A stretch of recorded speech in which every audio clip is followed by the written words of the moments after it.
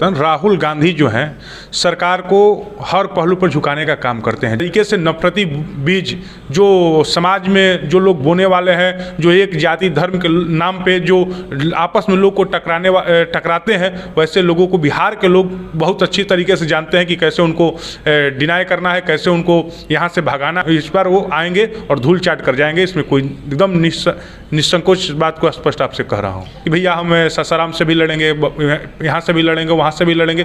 हम लोग करता है, आवाज़ उठाएंगे। ये तो राजनीति का एक लोकतंत्र का एक प्रक्रिया। विधि व्यवस्था से थक चुके हैं और बिहार के लोग ऊब चुके हैं। जैसे लॉ एंड ऑर्डर देखिए ध्वस्त हो चुका है। रोज़ अखबार खोलिए, हत्या, लूट पाट, चोरी डकैती जैसी खबरें जो हैं, एकदम लॉ एंड ऑर्डर बर्बाद है, बेरोजगारी है, भुखमरी है, पलायन है।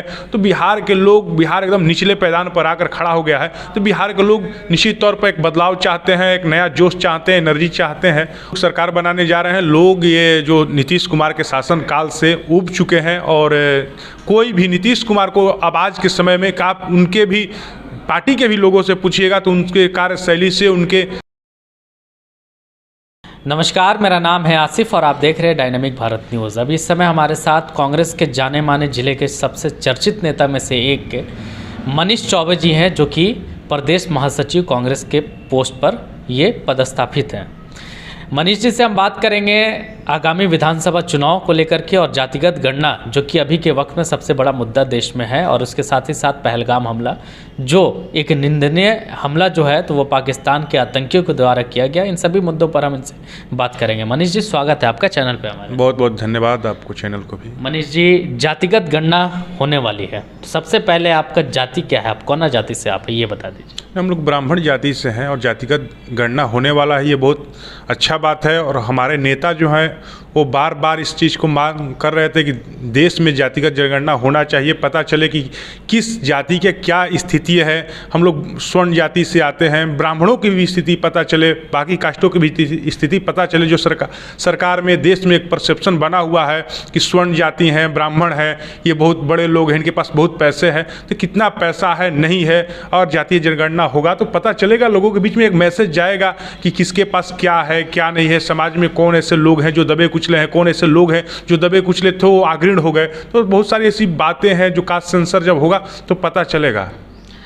अच्छा, हम बिहार विधानसभा चुनाव की बात करेंगे। बिहार विधानसभा चुनाव नज़दीक है और ऐसे में बिहार में एंट्री हुई पहली बार असदुद्दीन ओवैसी की 2025 में, और जैसे ही एंट्री हुई उन्होंने धमाल मचा दिया है। वो तेजस्वी यादव को ललकारते हुए नजर आए और उन्होंने कहा कि हम 24 लाएंगे और तुमको भी बिहार से भगाने का काम करेंगे। क्या लगता है आपको, वो भगा सकते हैं बिहार से? देखिए, वो जो 4 विधायक लेकर आए थे वो एक दूसरा दौर था, लोग उनको अलग परसेप्शन के तौर पर देखते थे। लेकिन आज पूरे देश में, पूरे समाज में, खासकर उनके जो समुदाय के लोग, उनके बीच में एक मैसेज है कि ओवैसी जी जो हैं वो बीजेपी के लिए काम करते हैं। जहाँ वैसे वोट दिखाई देते हैं, जहाँ महागठबंधन को वोट पड़े, जहाँ कांग्रेस को वोट पड़े, वहाँ उनको डैमेज करने का काम करके बीजेपी का फायदा पहुँचाने का काम कर रहे हैं। तो लोग समझ चुके हैं और उनके समुदाय के लोग खासकर समझ चुके हैं कि ये हम लोग को डाइल्यूट करते हैं। उनका, हमको नहीं लगता है कि उनके आने से कोई असर पड़ने वाला है। और जिस तरीके से नफरती बीज जो समाज में जो लोग बोने वाले हैं, जो एक जाति धर्म के नाम पे जो आपस में लोग को टकराते हैं, वैसे लोगों को बिहार के लोग बहुत अच्छी तरीके से जानते हैं कि कैसे उनको डिनाई करना है, कैसे उनको यहाँ से भगाना है। तो हमें नहीं लगता है कि इस 24 इस बार वो आएंगे और धूल चाट कर जाएंगे। इसमें कोई एकदम निसंकोच बात को स्पष्ट आपसे कह रहा हूँ। अच्छा, क्या लगता है आपको इस बार कितनी सीटों पर कांग्रेस बिहार में लड़ेगी चुनाव? हमारे प्रभारी ने बोला है कि हम लोग जहां लड़ेंगे वहां 243 सीट पर हमारी महागठबंधन की तैयारी चल रही है।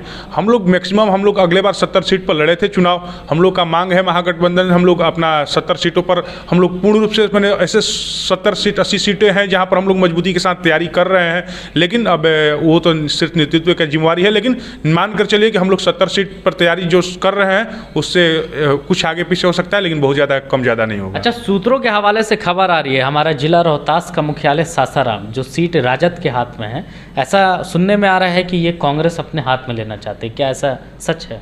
देखिए, हम लोग करेंगे हर जगह, सासाराम में, करहगर में, चिनारी में, हर जगह, डिहरी में, हम लोग हर जगह तैयारी कर रहे हैं। नेतृत्व को लगेगा कि नहीं, कांग्रेस को ये सीट देना चाहिए। कार्यकर्ताओं का हमेशा मांग रहता है, हमारी कांग्रेस के वर्करों का मांग है, हम डिहरी भी लड़ें, नोखा भी लड़ें, दिनारा भी लड़ें, और जहाँ जिसके कार्यकर्ता है वो तो मांग करेंगे ही, भैया हमको लड़ना है। अब नेतृत्व को फैसला करना है। निश्चित तौर पर सासाराम सीट जो है वो कांग्रेस यहाँ मजबूत है, कांग्रेस के लिए फेवरेबल है, लेकिन हम ये नहीं कह सकते, महागठबंधन का धर्म है, हर सबको इसी में देख कर चलना है। और अभी तो सीटिंग यहाँ के राजद के एमएलए हैं, तो अब आगे नेतृत्व फैसला करेगा। लेकिन हमारा जो वर्कर है वो तो डिमांड करेंगे कि भैया हम सासाराम से भी लड़ेंगे, यहाँ से भी लड़ेंगे, वहाँ से भी लड़ेंगे। हम लोग कार्यकर्ता हैं, आवाज़ उठाएंगे। ये तो राजनीति का एक लोकतंत्र का एक प्रक्रिया है। क्या लगता है आपको, इसे 243 सीटों में महागठबंधन इस बार कितना सीट निकाल पाएंगे? हम लोग सरकार बनाने जा रहे हैं। लोग ये जो नीतीश कुमार के शासनकाल से ऊब चुके हैं, और कोई भी नीतीश कुमार को अब आज के समय में आप उनके भी पार्टी के भी लोगों से पूछिएगा तो उनके कार्यशैली से, उनके विधि व्यवस्था से थक चुके हैं, और बिहार के लोग ऊब चुके हैं। जैसे लॉ एंड ऑर्डर देखिए ध्वस्त हो चुका है। रोज़ अखबार खोलिए, हत्या, लूट पाट, चोरी डकैती जैसी खबरें जो हैं, एकदम लॉ एंड ऑर्डर बर्बाद है, बेरोजगारी है, भूखमरी है, पलायन है।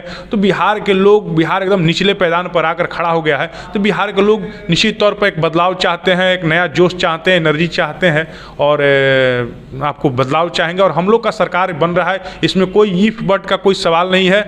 और हम लोग बस मजबूती के साथ चुनाव लड़ेंगे, और बीजेपी और जेडीयू इस बार सफैया होने से कोई नहीं बचा सकता है। देखिए, अभी आपने सुना बिहार के महासचिव और रोहतास जिले के युवा और सबसे चर्चित कांग्रेस के नेताओं में से एक मनीष चौबे जी को इनका साफ तौर पर कहना है कि राहुल गांधी जी की एक विजय है, लेकिन ये समय सही नहीं था। इस समय अभी जो देश की परिस्थिति है, ये समय सही नहीं था जातिगत गणना को लाने के लिए। लेकिन जो विपक्ष की लंबे समय से मांग थी, ये मांग के ऊपर सरकार को झुकना पड़ा है। और साथ ही साथ बिहार विधानसभा चुनाव को लेकर इन्होंने कहा कि ओवैसी जो है तो भाजपा की बी टीम की तरह काम कर रही है, और आने वाले विधानसभा चुनाव में कांग्रेस सभी सीटों पर तैयारी कर रही है। जो भी सीट आलाकमान इन लोगों को देगा, वो सीट पर कांग्रेस लड़ने के लिए तैयार है। और साथ ही साथ रही बात सासाराम की, तो इस पर भी उन्होंने कहा कि सासाराम सीट को लेकर के भी बातें चल रही है, जो भी ऊपर से फैसला होगा उस पर ये लोग अपना काम करेंगे। ऐसी वीडियो के लिए हमारे साथ बने रहे। अगर ये वीडियो आपको अच्छी लगी हो तो इस वीडियो को शेयर करें और हमारे चैनल को सब्सक्राइब करना ना भूलें।